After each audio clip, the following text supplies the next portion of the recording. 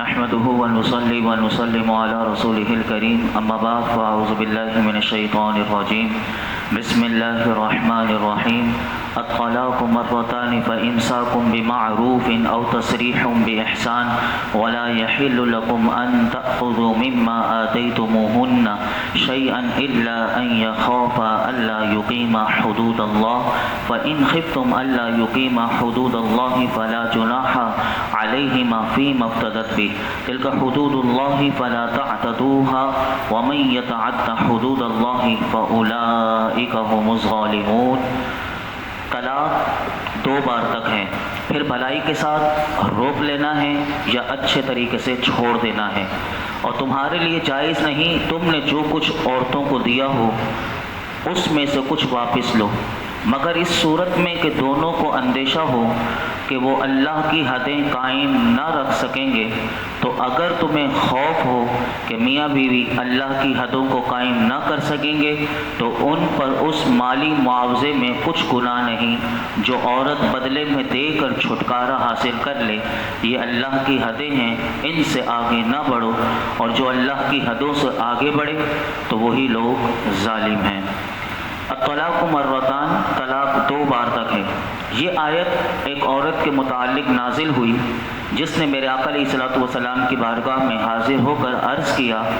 کہ اس کے شوہر نے کہا ہے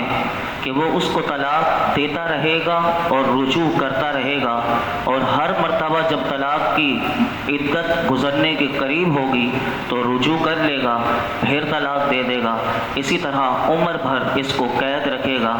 اس پر اللہ رب العالمین نے یہ آیت نازل فرمائی اور ارشاد فرما دیا کہ طلاق رجعی 2 بار تک ہے، اس کے بعد طلاق دینے کے بعد رجوع کا حق ختم ہو جاتا ہے۔ تو آیت کا خلاصہ مفسرین فرماتے ہیں یہ ہے کہ مرد کو طلاق دینے کا اختیار 2 بار تک ہے۔ اگر تیسری طلاق اس نے دے دی تو اب جو عورت ہے وہ شوہر پر حرام ہو جائے گی، اور جب تک وہ پہلے شوہر کی عدت گزار کر کسی دوسرے شوہر سے وہ نکاح کرے اور ہم بستری کر کے عدت نہ گزار لے تب تک وہ پہلے شوہر پر حلال نہ ہوگی۔ اسی طرح اس آیت مبارکہ میں فرمایا لہٰذا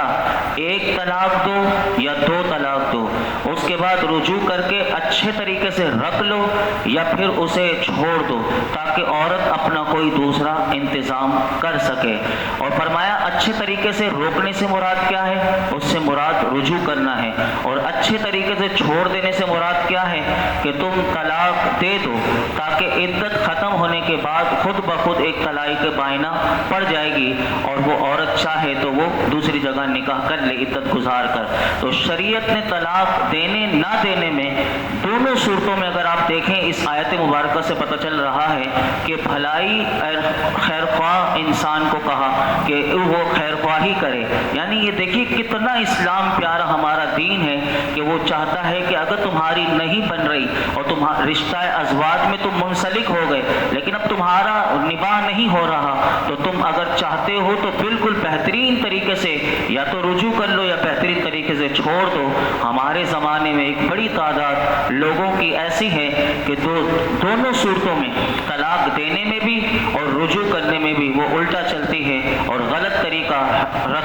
یعنی استعمال کرتی ہے، اور بیوی کو طلاق رکھنے میں بھی غلط طریقہ ہے اور طلاق دینے میں بھی لوگوں غلط طریقہ استعمال کرتے ہیں۔ اللہ تعالی ہم سب کو ہدایت عطا فرمائے۔ اسی آیت میں فرمایا ولا یحل لکم، تمہیں حلال نہیں۔ اس سے کیا؟ اس میں خلا کی ایک بات بتائی گئی ہے کہ خلا کا ایک طریقہ بتایا گیا ہے کہ تو یہاں پر بتایا گیا کہ عورت سے مال لینے کا ایک مسئلہ بیان قرآن نے کیا ہے۔ اس کی 2 صورتیں علماء نے بیان کی۔ فرمایا کہ پہلی صورت تو یہ ہے کہ شوہر اپنا دیا ہوا مہر واپس لے اور یہ بطور خلا نہ ہو، اور باہر اگر یہ بطور خلا ہوا مہر اس صورت میں واپس لے رہا ہے تو فرمایا کہ یہ تو سراسر یہ ناجائز اور حرام ہے۔ اس کی پورا سورہ مضمون میں سورہ نساء کی آیت نمبر 20 اور 21 میں اس کو اللہ رب العالمین نے واضح کیا کہ اگر تم بیویوں کو ڈھیروں ڈھیر مال دے چکے ہو تو اب طلاق دینے کے وقت اس سے لینے کی اجازت نہیں۔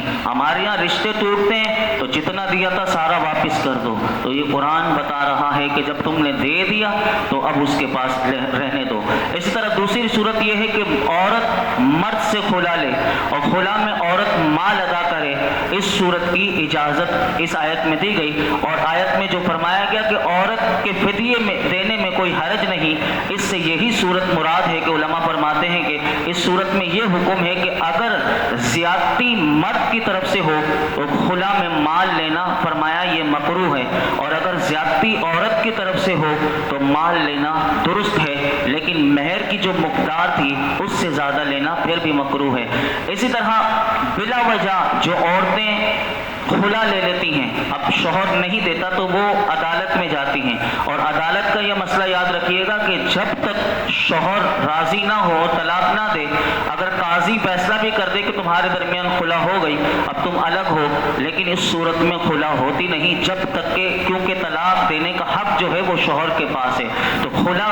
اس کو کہتے ہیں کہ نکاح کو زائل کرنے کو کہتے ہیں، اور خلا میں شرط یہ ہوتی ہے کہ عورت اسے قبول کر لے، اور کس طرح یہ میں ابھی آپ کے سامنے رکھتا ہوں، لیکن اس سے پہلے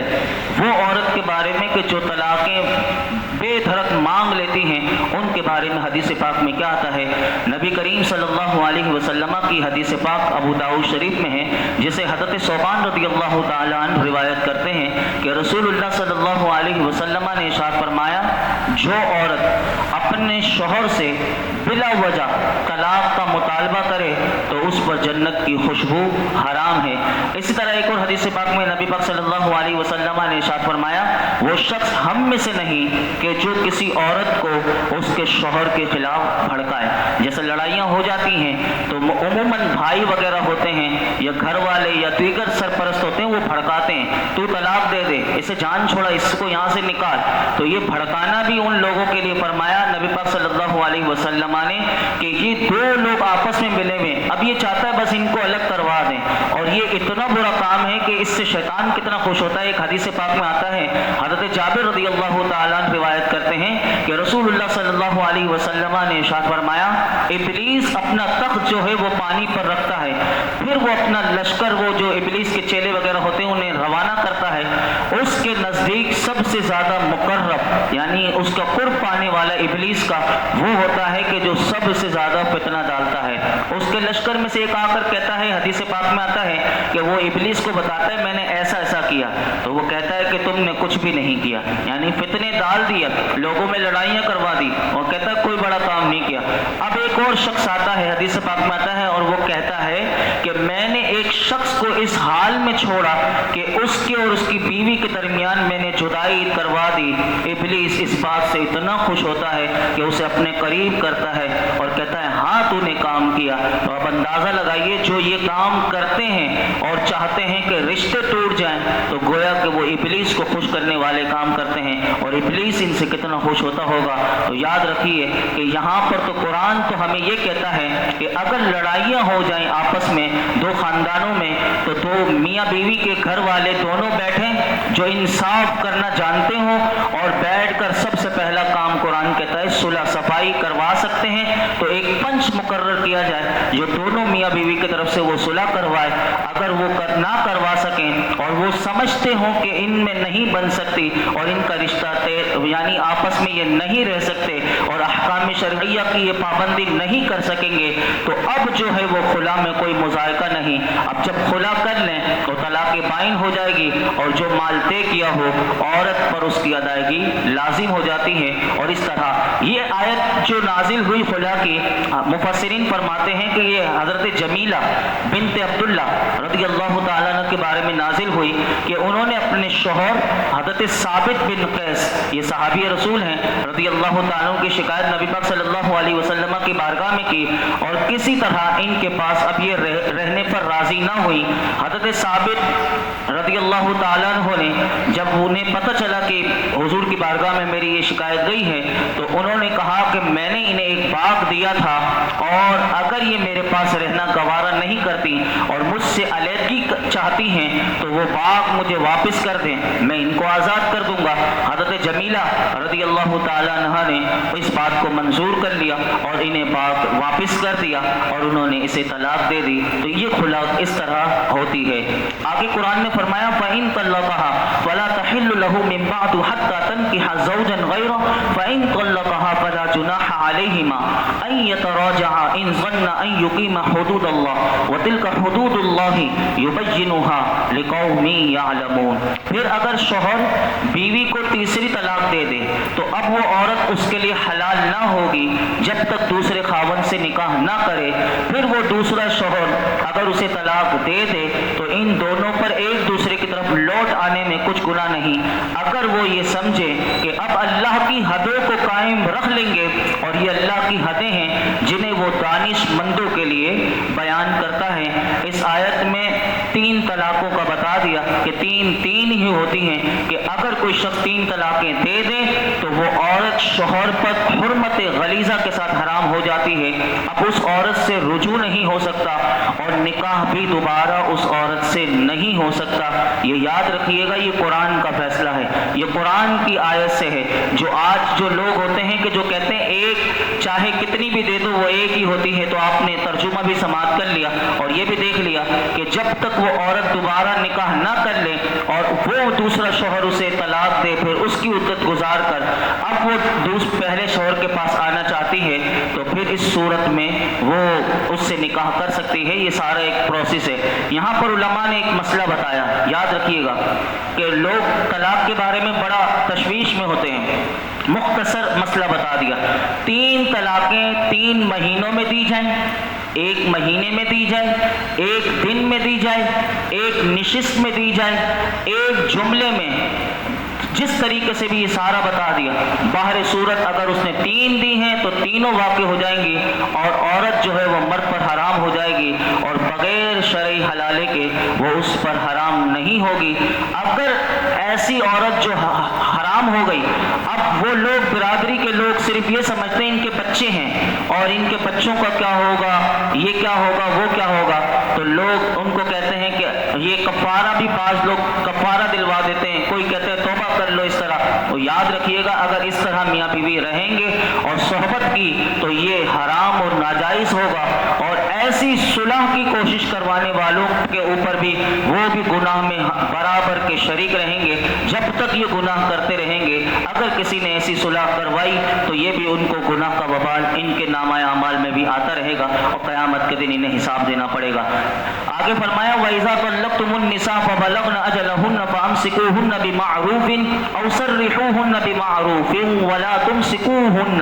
ضِرَارًا لِتَعْتَدُوا وَمَنْ يَفْعَلْ ذَلِكَ فَقَدْ ظَلَمَ نَفْسَهُ وَلَا تَتَّخِذُوا آيَاتِ اللَّهِ هُزُوًا وَاذْكُرُوا نِعْمَةَ اللَّهِ عَلَيْكُمْ وَمَا أَنزَلَ عَلَيْكُمْ مِنَ الْكِتَابِ وَالْحِكْمَةِ يَعِظُكُمْ بِهِ وَاتَّقُوا اللَّهَ وَاعْلَمُوا أَنَّ اللَّهَ بِكُلِّ شَيْءٍ عَلِيمٌ۔ جب تم عورتوں کو طلاق دو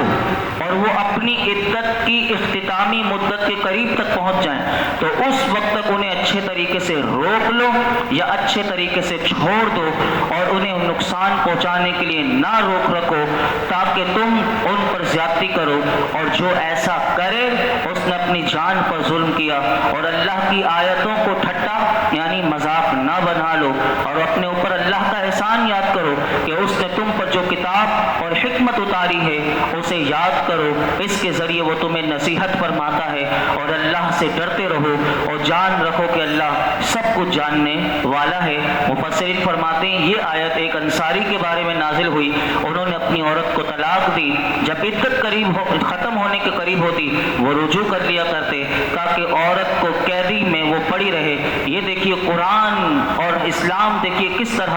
حقوق ادا کرنے والا ہے عورتوں کے، تو اس پر اللہ رب العالمین نے یہ آیت نازل کی کہ جس کا خلاصہ مفسرین یہ بیان کرتے ہیں کہ جب تم عورتوں کو طلاق دو اور اور وہ اپنی عدت کی اختتامی مدت کے قریب پہنچ جائیں، اس وقت انہیں اچھے طریقے سے روک لو یا اچھے طریقے سے چھوڑ دو۔ تمہیں رجوع کا جو اختیار دیا ہے، لیکن اس اختیار کو ظلم و زیادتی کا ہیلہ نہ بناؤ، تاکہ انہیں نقصان اور ایذا پہنچانے کی نیت سے ان سے رجوع کرتے رہو۔ فرمایا یہ فعل، یہ تمہارا کام سراسر اللہ کی آیتوں سے مذاق کرنے کے مترادف ہے۔ جیسے مذاق میں کسی چیز کی پرواہ نہیں کی جاتی، ایسے تم نے بھی یہ طلاق کو مذاق بنایا ہوا ہے، اور اسی طرح تم اللہ کی آیتوں کی پرواہ نہیں کرتے۔ یہ یاد رکھو کہ جو اس طرح کرتا ہے وہ اپنی جان پر ظلم کرتا ہے، اللہ کے حکم کی مخالفت کر کے وہ گناہ گار ہوتا ہے۔ تمہیں تو اللہ کا احسان اپنے اوپر یاد کرنا چاہیے کہ اس نے تمہیں اسلام کی دولت دی، تمہیں سید الانبیاء صلی اللہ علیہ وسلم کا امتی بنایا، تمہیں تمہاری عبادات، تمہارے معاملات، تمہاری معاشرت کے اس رب نے تمہیں طریقے سکھائے۔ تمہیں تو اللہ کی عطا کردہ کتاب قرآن حکیم اور اس کی حکمت کو یاد کرنا چاہیے، اور اللہ کی اس نصیحت پر عمل کرنا چاہیے۔ زندگی کے تمام معاملات میں اللہ سے ڈرتا رہنا چاہیے۔ کائنات میں تمہارا اپنی بیویوں پر ظلم و ستم کرنا اور احکام شرعیہ کی مخالفت کو کوئی بھی نہ جانتا ہو۔ تم بڑے پارسا ہو، تم کسی کو نہیں پتا تم اپنی بیوی پر کیا ظلم کرتے ہو، لیکن یہاں پر بتا دیا۔ کوئی نہ جانتا ہو، لیکن یاد رکھو اللہ جانتا ہے، اللہ سب کچھ جاننے والا ہے۔ اس کی بارگاہ میں تمہیں جواب دینا پڑے گا۔ اور کتنی پیاری نصیحت کر دی، کتنا پیارا بیان اس آیت میں کر دیا۔ اللہ تعالیٰ ایسا کرے کہ ہمارے گھروں کے معاملات بھی سارے کے سارے اللہ کے حکم کے مطابق ہو جائیں۔ جب اللہ کے حکم کے مطابق ہمارے سارے معاملات ہو جائیں گے، یقین کیجئے کہ ہمارے گھروں میں رحمتیں، برکتیں ہوں گی، محبتیں ہوں گی، چاہتیں ہوں گی، ایک دوسرے کا ادب ہوگا، اور ایک دوسرے کے حقوق اور فرائض آسانی سے ادا کرنا سب کے لیے آسان ہو جائے گا۔ وجہ یہی ہے کہ ہم سیکھتے نہیں، بس شادی کر لیتے ہیں اور شادی کے معاملات نہیں سیکھے جاتے، جب ہی گھر چلتے نہیں اور معاملات عدالت تک چلا جاتا ہے اور ایک دوسرے کی برائیوں کے دروازے کھل جاتے ہیں۔ اللہ کرے ہم سب پر اپنے، اللہ تعالی ہم سب کے حال زار پر اپنا رحم و کرم نازل فرمائے۔ الحمدللہ رب العالمین والصلاة والسلام علی سید الانبیاء والمرسلین وعلی آلہ واصحابہ اجمعین۔ یا رب العالمین، یا ارحم الراحمین، جو کچھ ہم نے سنا سنایا، سیکھا سکھایا، اپنی بارگاہ میں قبول فرما۔ ہمارے سیکھنے سکھانے میں کوئی غلطی کوتاہی ہو، اپنے فضل سے اپنے کرم سے معاف فرما۔ ہمیں نور قرآن عطا فرما۔ اے اللہ، قرآن کے نور سے ہماری زندگیوں کو منور کر دے، ہمارے گھروں کو منور کر دے۔ قرآن پاک کی برکتیں عطا فرما، قرآن حکیم کی تلاوت کی توفیق نصیب فرما۔ ہمیں مولائی کریم با عمل بنا دے، با حیا بنا دے، با کردار بنا دے، ہمارے ضرب کو وسیع کر دے، ہماری باطنی ساری بیماریاں دور کر دے، ہماری سوچوں کو پاک کر دے، ہمارے خیالات کو پاکیزہ کر دے۔ یا اللہ، درس قرآن کی برکت سے جتنے حاضرین موجود ہیں، ان سب کی جھولیوں کو بھر دے۔ ان کی مولائی کریم جو دلوں میں جائز مرادیں ہوں، اس پر اپنی رحمت کی نظر فرما۔ وصلی اللہ تعالی علی خیر خلق محمد وعلی آلہ وصحبہ۔